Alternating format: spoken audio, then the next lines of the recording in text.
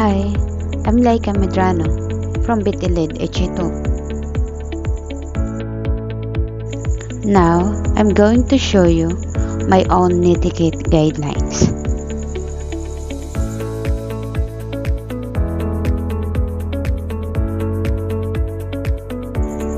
What is netiquette? Netiquette is a set of rules that encourages appropriate and courteous online behavior. First, netiquette guidelines.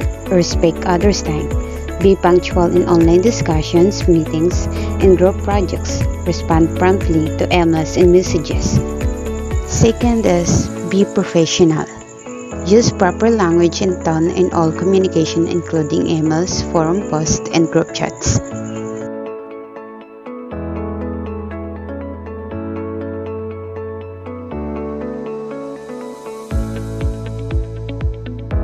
Third, contribute meaningfully. Participate actively in online discussions by providing thoughtful insights and responses. Number 4, cite sources. Number 5, respect privacy. Do not share others' personal information without their consent and be cautious about what you share online yourself. Number 6, follow guidelines.